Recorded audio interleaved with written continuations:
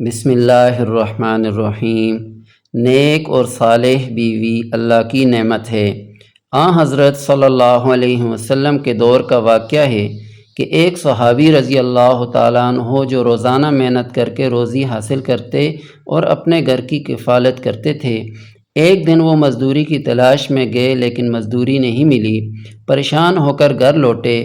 گھر میں کھانے کے لیے کچھ نہیں تھا، چنانچہ میاں بیوی دونوں بھوکے پیٹ سو گئے۔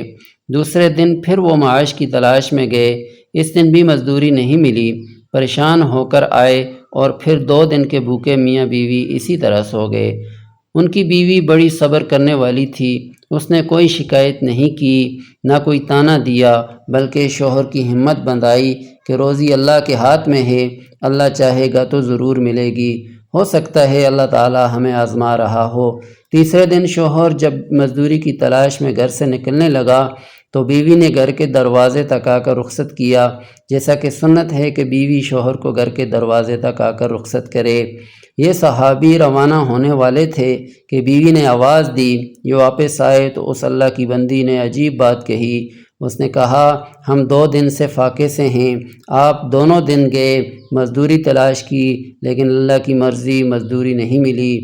آج آپ پھر جا رہے ہیں، ہو سکتا ہے کہ آج پھر آپ کو مزدوری نہ ملے، تو مجھے یہ اطمینان تو ہے کہ آپ اپنی ذات کے لیے کبھی کوئی غلط قدم نہیں اٹھائیں گے، لیکن ہو سکتا ہے کہ میری محبت میں مجبور ہو کر کوئی حرام لقمہ گھر لے کر آ جائیں، تو آپ کو اللہ کی قسم ہے کہ آپ میری محبت میں ہرگز ایسا نہ کریں کہ کوئی حرام لقمہ گھر لے کر آ جائیں۔ ہم تیسرے دن بھی بھوکے پیٹ سو جائیں گے لیکن حرام کا لقمہ نہیں کھائیں گے۔ آپ سوچئے اس صحابیہ کے کیسا ایمان تھا اور ان کے کیسے جذبات اور احساسات تھے۔ حضرت صلی اللہ علیہ وسلم نے ارشاد فرمایا کہ دنیا ایک بازار کی طرح ہے اور اس بازار کا بہترین سامان نیک عورت ہے۔ یقیناً خوش نصیب ہیں وہ افراد جن کی بیویاں نیک صالح ہوں، جو نیکی اور تقوی کے کاموں میں اپنے شوہروں کی مدد کرنے والی ہوں اور گناہ کے کاموں سے ان کو روکنے والی ہوں۔ مذکورہ بالا واقعہ اپنے اندر یہ پیغام رکھتا ہے کہ خواتین اگر چاہیں تو وہ اپنے شوہروں کی اصلاح اور ان کے کاموں کی درستگی میں کلیدی کردار ادا کر سکتی ہیں۔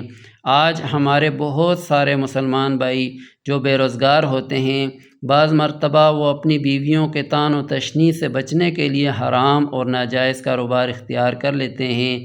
اگر ہماری مائیں اور بہنیں مشکل حالات میں صبر و قناعت اختیار کریں اور شکوہ و شکایت کرنے کے بجائے اپنے شوہروں کی ہمت بندھائیں اور ان سے صاف صاف یہ کہہ دیں کہ ہم فقر و فاقہ تو کر سکتی ہیں لیکن حرام لقمہ اپنے اور اپنے بچوں کے پیٹ میں نہیں اتار سکتے، تو عجب نہیں کہ ان کے شوہر غلط راہ پر چلنے سے رک جائیں۔